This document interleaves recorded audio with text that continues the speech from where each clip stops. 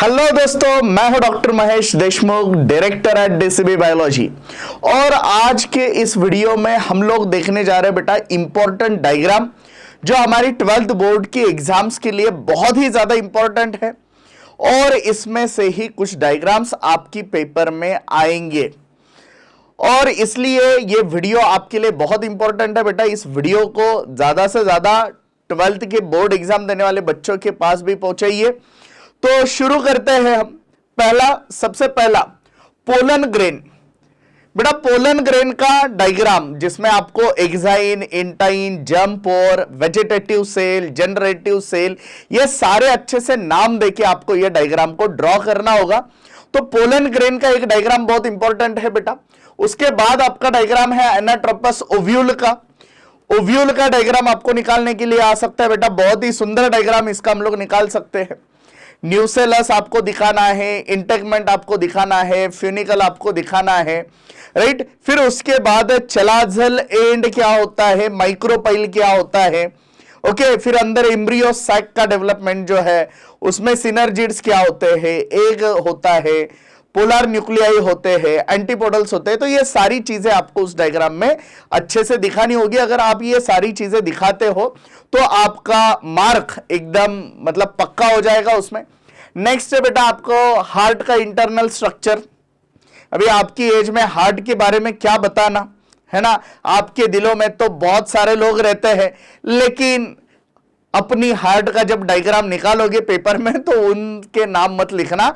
Heart में जो जो चीजें हैं उन्हीं के नाम लिखना है आपको, राइट। फिर हार्ट का स्ट्रक्चर कैसे होता है, एट्रियम क्या होता है, वेंट्रिकल क्या होता है, राइट एट्रियम, राइट वेंट्रिकल, है ना, लेफ्ट एट्रियम, लेफ्ट वेंट्रिकल, कहां से ब्लड आता है, कहां पे ब्लड जाता है, उसके वॉल्स, उसके पंप, ये सारी चीजें एकदम अच्छे से नाम उसको लेबल करना बेटा, क्योंकि लेबलिंग को बहुत इंपॉर्टेंस है। सिर्फ डायग्राम निकाल के मार्क नहीं मिलते हैं, तो ये चीजें भी आपको याद रखनी पड़ेगी। नेक्स्ट डायग्राम है बेटा न्यूरॉन का, नर्व सेल का डायग्राम आपको निकालने को आता है, राइट, लॉन्गेस्ट सेल्स, ओके। उसके बाद है मिलर एक्सपेरिमेंट। इवोल्यूशन में आपने ये मिलर एक्सपेरिमेंट देखा है कि कैसे इनिशियल सिंपलर ऑर्गेनिक कंपाउंड कैसे फॉर्म हुए होंगे, उस टाइम पे अर्थ का कंडीशन क्या था, कैसा था, और वो दिखाने के लिए उन्होंने वो एक्सपेरिमेंट किया था। तो मिलर एक्सपेरिमेंट का डायग्राम भी आ सकता है।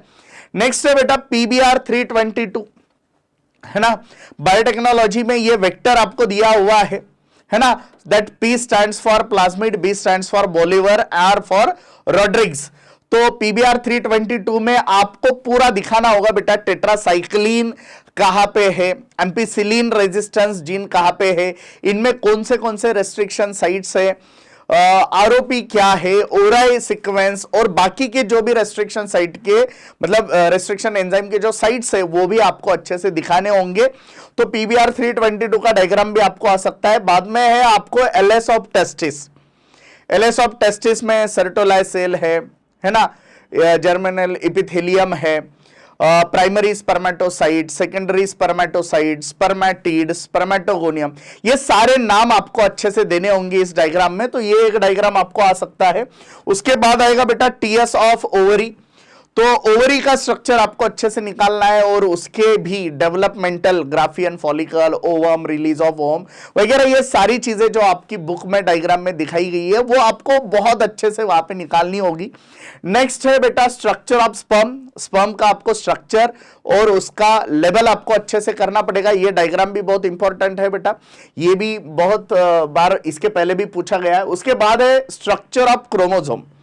क्रोमोसोम का स्ट्रक्चर आपको जेनेटिक बेसिस ऑफ इनहेरिटेंस में हम लोग पढ़ते हैं, है ना। तो उस क्रोमोसोम के स्ट्रक्चर में प्राइमरी कंस्ट्रक्शन कहां पे है, सेकेंडरी कंस्ट्रक्शन कहां पे है वगैरह, ये सारी चीजें आपको अच्छे से दिखानी होगी। उसके बाद है बेटा structure of root hair. Root hair का स्ट्रक्चर आपको डायग्राम में आ सकता है ना। नेक्स्ट है types of WBC, neutrophil, eosinophil, monocyte वगैरह, ये सारी चीजें आपको दिखानी होगी।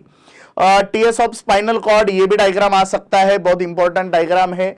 मलेरिया का लाइफ साइकिल। मलेरिया का लाइफ साइकिल बेटा अगर डायग्राम में नहीं आया तो क्वेश्चन में भी आ सकता है वो, है ना। और मलेरियल लाइफ साइकिल की डायग्राम अगर आपने अच्छे से लर्न कर ली कि कैसा उसका लाइफ साइकिल ह्यूमन में और मॉस्किटो में होता है, कहां पे कौन से डेवलपमेंटल स्टेजेस होते हैं, ये अगर आपने अच्छे से लर्न कर लिया तो कहीं ना कहीं तो इसके मार्क तो आपके बनने ही वाले हैं, इसलिए इसको भी अच्छे से प्रिपेयर करो। नेक्स्ट है एंटीबॉडी स्ट्रक्चर। एंटीबॉडी स्ट्रक्चर में ये अच्छे से याद रखना कहां पे सल्फाइड सल्फाइड लिंकेजेस दिखाई देते हैं, कैसे वो वाई शेप दिखता है, हेवी चेन क्या है, लाइट चेन क्या है, ये नाम अच्छे से लेबल देना मत भूलो। और नेक्स्ट है आपका HIV का स्ट्रक्चर। तो HIV का स्ट्रक्चर की भी डायग्राम आपको आ सकती है। तो बेटा ये मैंने कुछ इंपॉर्टेंट डायग्राम के क्वेश्चंस आपको सेपरेट निकाल के दिए हैं। अगर आपको इसका PDF चाहिए तो PGMN ऐप पे आपको इसका PDF भी मिलने वाला है। और 12th के एग्जाम के बाद अगर आपको लगता है कि मुझे नीट के लिए बहुत अच्छा प्रिपरेशन करना है तो DCB बायोलॉजी हमारा इंस्टीट्यूट है, वहां पे आप ज्वाइन कर सकते हो। हमारे रिपीटर्स बैच टेस्ट सीरीज बहुत अच्छे से चलते हैं बेटा। तो DCB बायोलॉजी छत्रपति संभाजी नगर उस्मानपुरा में है, तो अगर आपको लगता है तो आप वो भी नीट एस्पिरेंट्स अगर हो तो ज्वाइन कर सकते हो। Thank you very much.